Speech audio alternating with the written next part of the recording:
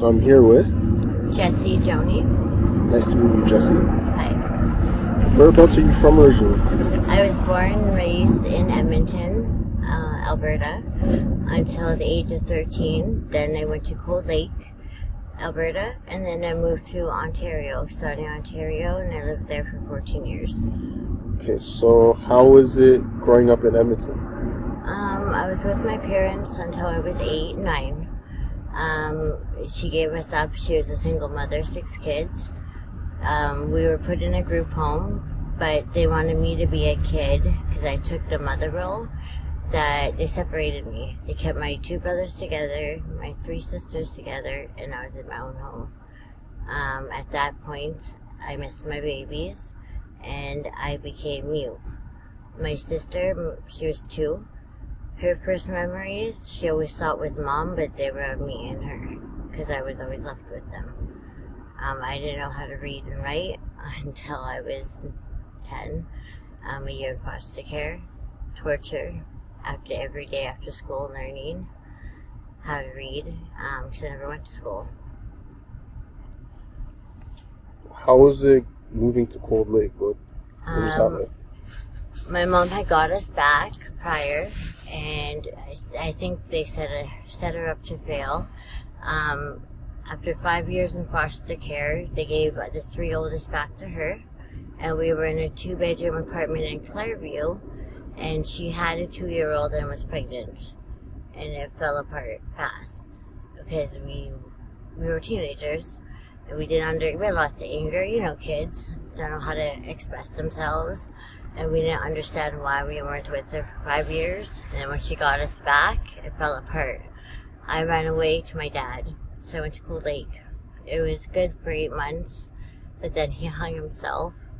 And my grandma and I, And then at that point, I ran away to Ontario. I was 15.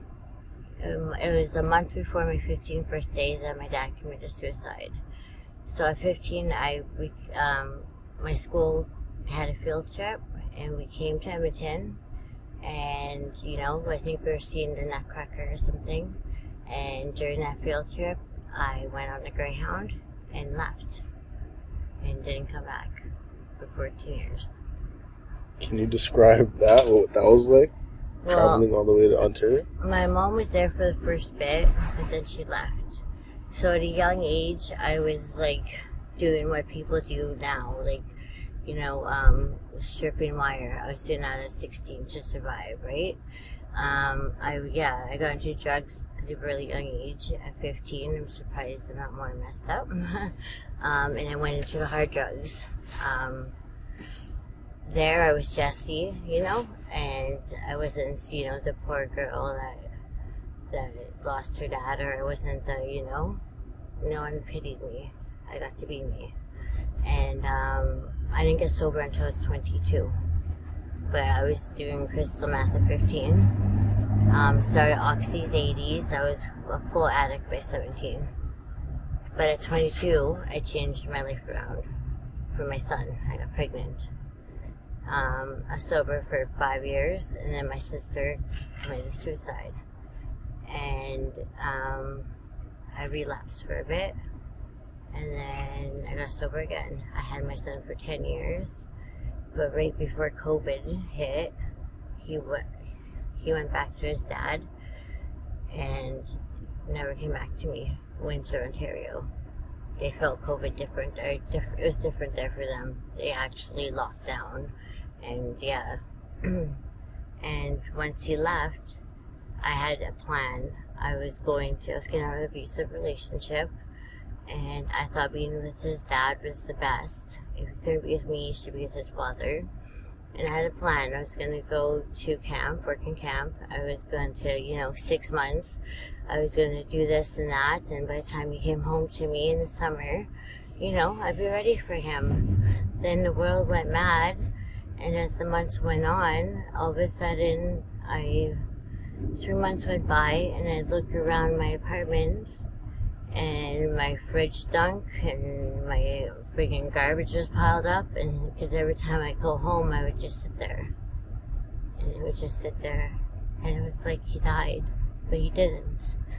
And yeah, and it took me a long, well, I still am not over it, obviously. It's my baby. 10 years he never left my side. I went back to school for him. I went to college for him, and I worked for him. I got sober for him. And with him gone, I had nothing else, you know? I didn't know what love was until I had him. So, yeah. It's a bit of my story. Do you want to try and get off of drugs to get him back? Well, he's 12 now. He's going to be 13 on Christmas. He knows I love him. And yes, the last week or so, yeah, I'm sick of it, you know? I just ran from my problems, and you can't run forever because eventually you're going to get tired, right? So I want my normal, I want the white picket fence again. I want more than what my grandma and my mom had, you know? Like, I have more opportunities than they had. You know, my mom's living on Hastings, Vancouver, and, you know, my grandma, she worked up until she was like 75, and it was harder for them as Native women. Me, you know, I have way more opportunities than them, and I'm not taking advantage of it. Why? Because I choose drugs. When I could easily go get my tickets and get hired instantly at any camps, you know, just because of my reserve. So, like, I worked also a job hopper, you know. When I had my kid, I did reception. I worked at Jiffy Lube. I did security. I held events. I was housekeeping, you know. I can go on. So, when I had my son, you know, nothing can stop me. What type of help do you think you need to get off of? First, I need to forgive myself and stop being a coward. And it comes from me, right? The help I need. No one can come and save me. But not everyone can do it by themselves. Yeah, I know that. That's why I have to reach out. You know, it's up to me to reach out to wherever and whatever I need and whatever works for me, right? They can't come to me. I wish they would be like that. Or be ta-da.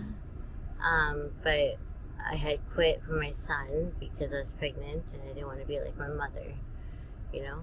And my brother had died in April, and he was schizophrenic, and he overdosed, but he never did heroin. He just bought it for whoever, and they just left him. With the resources we have, you know, like, that shouldn't happen. We have Narcans now. We have, you know, so much stuff at our disposal. You don't just run and leave someone, you know. And then since then, actually, before that, I was overdosing like you won't believe. I wake up 5 days later. I was in a 3-week drug-induced coma, coming off carfentanil and meth. And so, but since my brother died, it's been different. And every time the times I overdosed, I was alone. And people found me and brought me to the hospital or got me help. And my brother was with people. And that broke my heart. And, you know, it changed me in ways, you know, that I can't explain. But, yeah. Are you homeless right now? I left my boyfriend, so yes. How long have you been homeless for? A week. So how's it been the last week? Hard. I was very dependent on him. The first time I ran away, the first time I left home was in January, and I was gone a month. And in that month, to me, I was gone 2 weeks because 2 weeks I was in the hospital of overdosing. Then I went back to him, and so on and off, you know. And it's my addiction that's getting in the way because I'm selfish. It comes first above anything else, even him. And I didn't realize that until recently, to be honest. I always blamed him But in reality, it's my addiction. It's me What made you realize that? being out here and realizing how spoiled I was with him. No one's buying me nice purses and shoes and, food and all my candy I like and stuff. So, yeah, he tried everything to get me off. Weed, you name it. He bought me all sorts of pills. He bought, Suboxone, anything you can think of to get off it. And I would just go sell it for more heroin. So, but now I'm looking at things different. That's good. Yeah. Unfortunately, I have to do it alone. I was codependent on him. And yeah, me becoming sober is a me thing. I have to do it.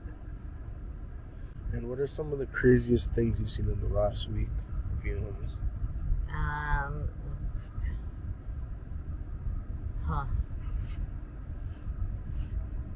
People fighting over the stupidest things, people screaming at nothing, or,